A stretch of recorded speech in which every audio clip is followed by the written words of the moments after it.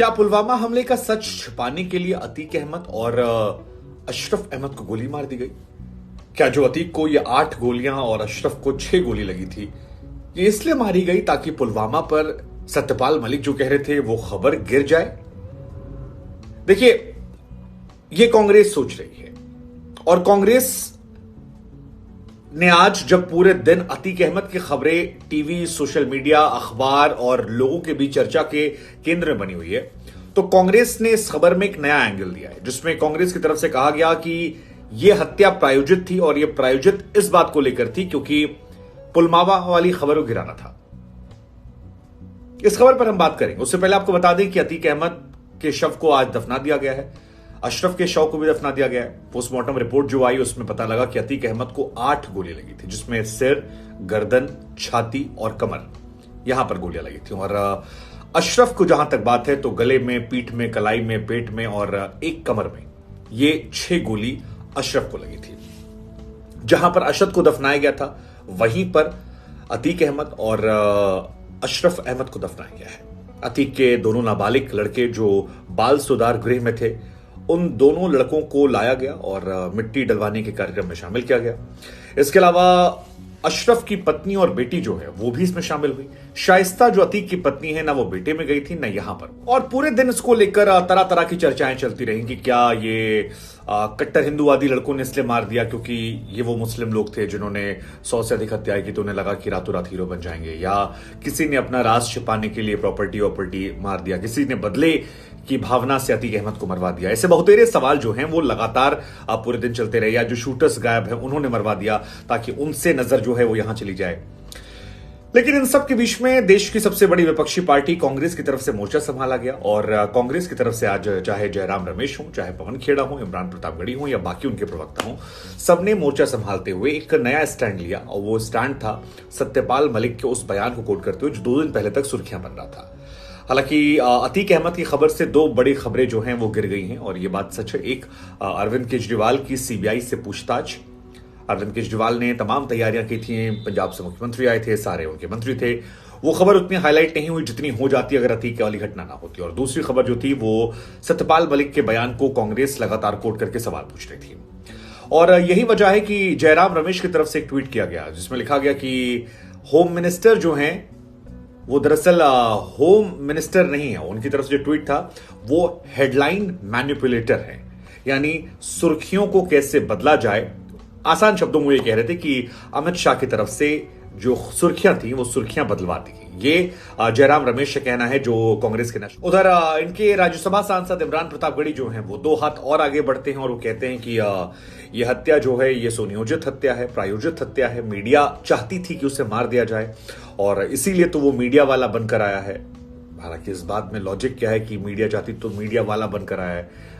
Media के लोग खुद बचे हैं, लेकिन अब ठीक है, सियासतदान अपनी सियासत करेंगे और उनका काम है। लेकिन ठीक है, अब मतलब मौत पर सियासत हिंदुस्तान की आदत रही है, हमारे यहां पर होती है, तो कुछ हैरानी वाली बात नहीं है। हर आदमी को अपनी सियासी रोटी सीखनी, चाहे बीजेपी हो, कांग्रेस हो, सपा हो, बसपा हो, और अपने अपने तरीके से अपने अपने अंदाज में करते हैं। तो इमरान प्रतापगढ़ी ने कहा कि ये सुनियोजित हत्या है और मीडिया जो है वो चाहती थी कि उसे मार दिया जाए, इसीलिए वो मीडिया वाले बनकर आए।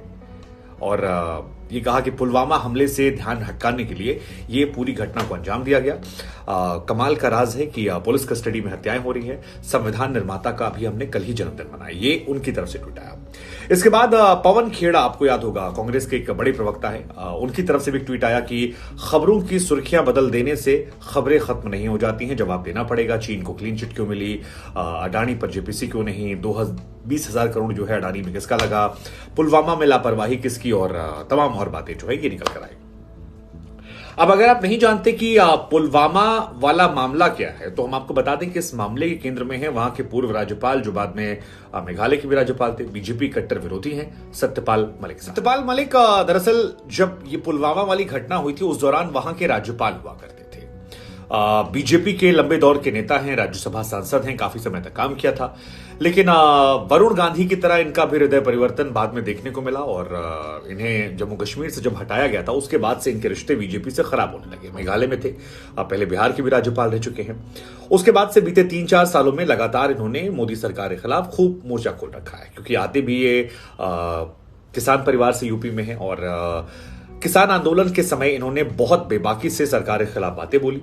बीजेपी सरकार की तरफ से इनको लेकर कोई खास रिएक्शन सामने नहीं आया, लेकिन जो बीजेपी के स्टाइल ऑफ ऑपरेशन है कि रिएक्शन कम दीजिए और धीरे धीरे धीरे धीरे साइडलाइन कर दीजिए। जैसे वरुण गांधी को लेकर कहा जा रहा है कि इस बार उन्हें टिकट नहीं मिलेगा, बीते 3 साल से वो लगातार बोल रहे हैं बीजेपी के खिलाफ। ऐसे ही सत्यपाल मलिक की कहानी चली थी, लेकिन सत्यपाल मलिक ने जो बात कही वो बहुत बड़ी बात उन्होंने कह दी और वो कांग्रेस बात क्योंकि पहले उठाती रहती थी, कांग्रेस ने पिक कर लिया। सत्यपाल मलिक की तरफ से कहा गया कि पुलवामा में जो कुछ हुआ था दरअसल वो सरकार की फेलियर थी। उन्होंने कहा कि उनकी तरफ से जो बयान सामने आया कि सेना की तरफ से कहा गया था कि एक विमान दी थी सीआरपीएफ के जवानों को ले जाने के लिए, राजनाथ सिंह जी ने, लेकिन विमान नहीं दी और जो रास्ता था उसे सही तरीके से सैनिटाइज नहीं किया गया और ये सरकार की लापरवाही थी, लेकिन जानबूझ को इसमें पाकिस्तान का एंगल दे दिया गया ताकि अपनी गलतियों को छिपाया जा सके। ये सत्यपाल मलिक का स्टेटमेंट है। उन्होंने ये भी कहा कि प्रधानमंत्री ने उनसे कहा कि आप चुप रहिए, हम मैनेज कर लेंगे और एनएसए फिर आ गए और उसके बाद इस पूरे मामले को पाकिस्तान। और जो ये सवाल उन्होंने उठाया कि इतना ज्यादा आरडीएक्स कैसे मिला या पुलवामा की जांच कहां पहुंची, ये उन्होंने कई सालों बाद ये कहा है। अब इस मामले को लेकर सियासत जो है बहुत बढ़ गई। हालांकि इन्होंने कुछ और भी बातें कही, जैसे गोवा को लेकर कहा कि प्रधानमंत्री को करप्शन से दिक्कत नहीं है। गोवा में उन्होंने शिकायत की प्रधानमंत्री से, तो उन्होंने कहा ठीक है आप चुप रहिए, बाद में उन्हें बदल दिया गया। कई मामले, मतलब कुल मिलाकर आरोप जो लगाए वो उन्होंने सारे आरोप जो हैं वो मोदी सरकार पर लगा दिए। और बीजेपी की तरफ से भी बाद में कई सारे वीडियोस आए कि देखिए सत्यपाल मलिक राहुल गांधी को पहले कैसे बोलते थे कि ये नकारा है, निकम्मा है, इसने किया क्या है। उनके खुद के बयानों से पलटते हुए दिखाया कि उन्होंने कभी आरोप लगाया, पलट गए। ये सारी चीजें चल रही थी, लेकिन कांग्रेस को एक बड़ा मौका मिला क्योंकि कांग्रेस 2019 के बाद से लगातार ये सवाल उठाती है कि पुलवामा में जो हमला हुआ था उसमें आरडीएक्स कहां से आया था और बाकी सारी बातें जो हैं कि जांच कहां तक पहुंची। और बीजेपी उसको हर बार कहती है कि जब पाकिस्तान कबूल चुका है, दरअसल पाकिस्तान में एक मंत्री थे फवाद चौधरी ने वहां की पार्लियामेंट में एक बार कह दिया था कि पुलवामा में जो कुछ हुआ उस पर हमें गुरूर है, नाज है। और उसके बाद काफी ज्यादा चर्चाएं हुई थी। तो सरकार ही कहती कि उधर देखिए उन्होंने कह दिया, उसके बाद आप लोग उठाते हैं, लेकिन कांग्रेस कहती कि फिर भी आपको बताना पड़ेगा कि आरडीएक्स जो है वो क्यों नहीं मिला। और ये एक बहुत सेंसिटिव मामला है जिसको दोनों पॉलिटिकल पार्टी अपने अपने हिसाब से महीन बिटवीन द लाइंस खेलने की कोशिश करती हैं। अब सवाल ये है कि क्या दो मामलों को मिक्स कर दिया गया है या वाकई में पुलवामा वाली खबर को लेकर ही हुआ है। कांग्रेस ने तो मोर्चा खोल दिया और क्या कांग्रेस को यह फायर बैक भी कर जाएगा, क्योंकि हमने देखा 2019 में इस मामले को उठाया गया था और जब भी मामला देशभक्ति का, नेशनलिज्म का आता है तो बीजेपी कंपैरेटिवली ज्यादा अच्छा खेल लेती है। बीजेपी एक परसेप्शन बना देती है कि कांग्रेस जो है वो देश की खिलाफ है, देश के माहौल, देश की सेना पर सवाल खड़े करती है, सेना ने जवाब दे दिया, ऐसे स्टेटमेंट जो है और एक आम लोगों में धारणा ऐसी बन जाती है।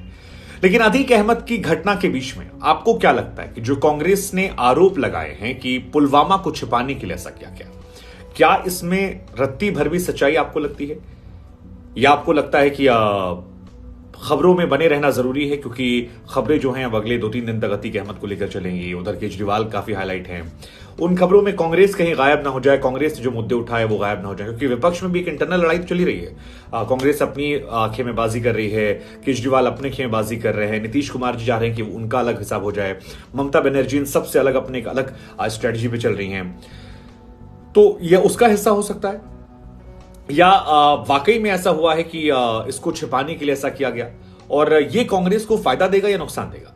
हमें लगा खबर हमने आपको बता दी, रिएक्शन तो हम आपसे ही लेते हैं, तो आपसे समझ लें कि आपकी इस खबर पर क्या सोच है, बताइए कमेंट करके।